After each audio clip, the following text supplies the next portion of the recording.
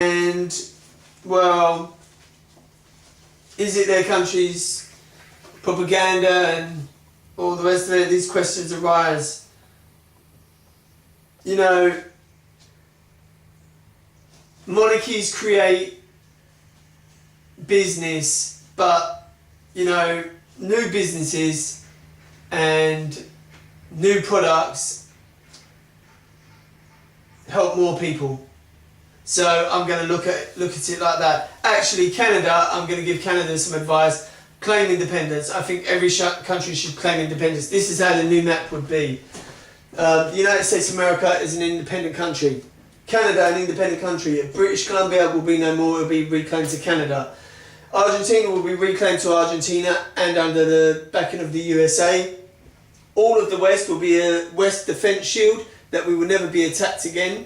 We will create an invisible security shield, internal and external, and a perimeter defence shield going from Greenland, Iceland, all the way down the Atlantic Ocean to protect the West as a security defence shield, which also protects the East. We will have an invisible security defence shield in the rest of the world. Northern Ireland, reclaimed independence back to Ireland, and the United States of America, we will support you and back you. And this will all be done in legal documents via the European courts in Luxembourg and the American political system. For every country in Europe, Ukraine, to have its own independence as well. It does not need to go to Russia. It never did and it never will. Russia is separate. Again, Russia is Russia. And China, again a massive population, 1.4 million people, a huge big industry that, you know, is claimed its independence. Hong Kong, reclaimed Hong Kong back. Also India, its independence, and Australia, its independence, an Australian flag, a New Zealand flag.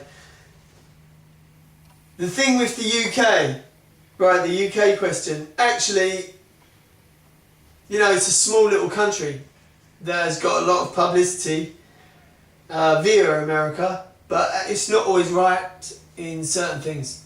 And it has a lot of challenges and a lot of things, situations and challenges that it faces. It's a small, condensed little country. The city has 6 million people, but it's also had a history of conflict very close to it. So we're looking at it from that angle, and you know, we're going to look at it in fairness. Scotland to be independent, Wales to be independent, Ireland and Northern Ireland to be independent as Ireland, and England to be its own in England and independence. And also for other countries, Canada, India, Australia, some other islands, and Africa, South Africa, and you know, other places, if they wish to claim for their independence from the UK, they have every right to do so, and it will have to be done through a voting system. The thing I want to stress is that I don't, as a representative of the United States of America, the businesses of the United States of America, the people of the United States of America, I don't want other companies bringing products to the United States of America, forming an import-export bridge, and then bringing its enemies to the United States of America. The United States of America do not want to have graveyards around the world of American soldiers and service people because of conflicts in other countries. The United States of America has bases all over America and all over the world where we protect our interests and our people, and we will also always do so. But America, we do not want to get drawn into conflict. We do not want war, we want world peace, anti-violence, anti-war. We will find and strive and look for every option possible not to go to war with any country. Wars, there's no such thing as a great war. There's no such thing. We're all people regardless of race, colour, creed or religion. Sadly, through history, many of these occurrences have happened, but we want to stop that. We want to create a new world map. We want to create more opportunities, a more caring world, a more warmer world, where every person, you all come under a world flag. These people that rose in history brainwashed their people to a patriotic idealism. Patriotism is good in one way, but negative when it's for war. There is no such thing as war. No such thing as a good war or a great war or battles. That is not the way forward. We have evolved into very intelligent human beings, and we must go forward with anti-violence and world peace. No negativity. We must go forward with world peace as our aim. All countries, all nationalities. We have inherited a map from history. We have inherited land from history. Argentina, the Falkland Islands, it is a rock in the ocean. Europe,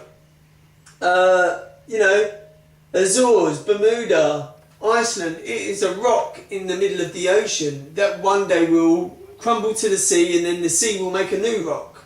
It is land, it is a rock where people have just put flags on them.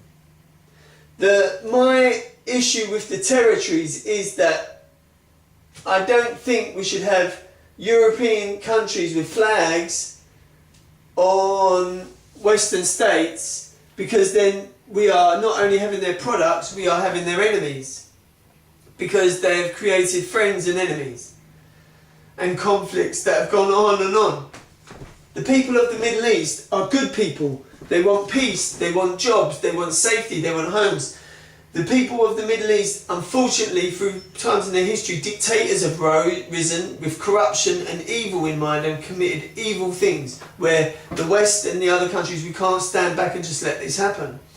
We have to find ways of replacing dictators and creating new opposition political groups to reclaim governmental power, which is local council. Really, it's like a local government. Your central government is your local council, which has community issues as well as world air issues.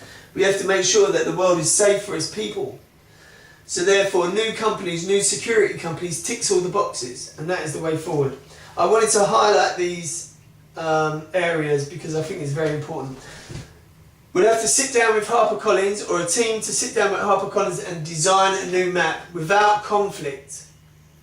Spending your life arguing over a rock in the sea makes no sense.